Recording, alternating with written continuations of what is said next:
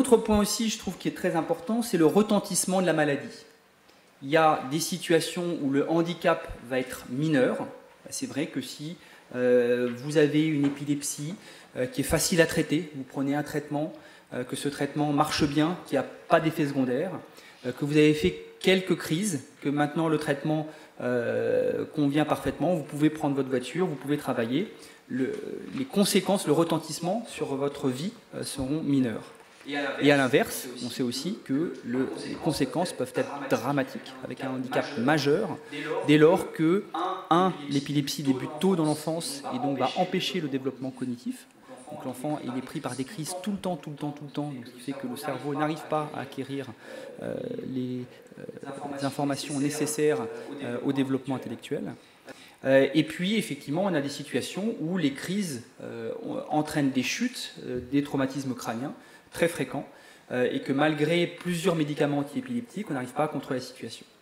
Et donc, c'est cette grande hétérogénéité qui est complexe, parce que c'est vrai qu'on peut être épileptique et finalement avoir des vies extrêmement différentes. Si on s'intéresse un peu plus dans le détail des causes des épilepsies, la tendance aussi aujourd'hui est de se rendre compte qu'il y a énormément de causes possibles. Avant, on disait oui, l'épilepsie, c'est parce qu'on est tombé, on a eu un traumatisme crânien. Et aujourd'hui, on se rend compte que non, il y a une multitude de causes possibles. Donc la première chose qu'on fait souvent, c'est qu'on fait un bilan, on va regarder le cerveau, on va faire une IRM cérébrale pour voir s'il n'y a pas une cicatrice. La cicatrice, elle peut être liée effectivement à un traumatisme crânien, elle peut être liée à une infection, elle a fait une méningite dans l'enfance qui a laissé une cicatrice. Et sur cette cicatrice, on peut développer une épilepsie. Et puis, la tendance aussi est de voir de plus en plus de choses qu'on ne voyait pas avant parce que l'imagerie n'était pas assez sophistiquée. On arrive maintenant à voir des petites anomalies du développement cérébral. De même qu'on peut avoir une petite anomalie cutanée lors du développement fœtal. Et bien là, on peut observer des petits groupes de neurones qui n'ont pas migré correctement et qui ont donc établi des mauvaises connexions avec les autres neurones. Et ceci peut expliquer une épilepsie. On a aussi identifié des formes avec des causes génétiques. Alors, des formes familiales d'épilepsie, ça existe, même si ce n'est pas très fréquent. Et donc, il y a eu des découvertes qui ont montré qu'il y avait notamment des canaux ioniques qui permettent un peu de contrôler l'excitabilité des neurones. Et des mutations donc, qui entraînent une hyperexcitabilité des neurones peuvent rendre compte de formes familiales, mais c'est plutôt rare. Et puis, on se rend compte aujourd'hui qu'il y a d'autres causes qui étaient méconnues. Il y a des maladies métaboliques, plus ou moins rares, mais qui peuvent avoir comme conséquence qu'il y a un composé qui, normalement, devrait être transformé par une enzyme, et ce composé s'accumule et peut être toxique et provoquer des crises. Les causes également neurodégénératives, c'est-à-dire que quand il y a malheureusement une maladie comme une sclérose en plaques ou une maladie de type Alzheimer, eh bien, la conséquence peut faire produire une hyperexcitabilité neuronale. Ce que j'aimerais également développer un peu plus, et donc c'était les perspectives 2017, c'est d'insister sur la recherche de causes curables. Puisqu'on a vu qu'il y avait des causes, par exemple, quand on a une cicatrice cérébrale étendue, on discutera tout à l'heure un petit peu de chirurgie, mais il y a des situations où, une fois que la cicatrice elle est là, qu'il y a une perte d'une certaine quantité de neurones, on ne peut pas les remplacer.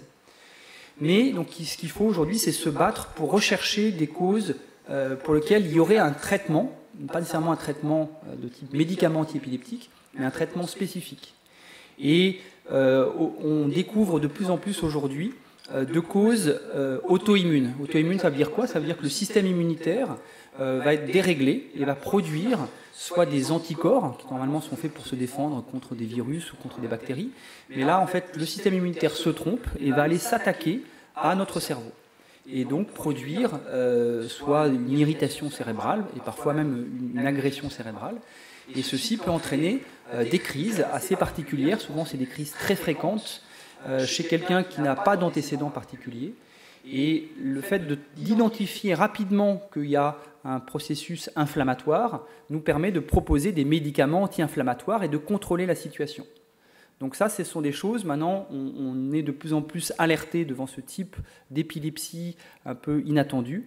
On va chercher des arguments biologiques sur la prise de sang et éventuellement sur une ponction lombaire et on va se lancer dans des traitements immunosuppresseurs ou immunomodulateurs plus rapides. Ensuite, je vous parlais aussi de causes métaboliques. Donc quand on développe aussi une épilepsie sans raison particulière, qu'on voit sur l'IRM cérébral des anomalies, un peu des petites taches blanches qu'on n'explique pas par de l'hypertension, et bien là encore, il faut se dire, mais est-ce que ça ne pourrait pas être une forme un peu particulière, faire des dosages spécifiques, et puis parfois on peut tomber effectivement sur une cause sur laquelle on peut intervenir.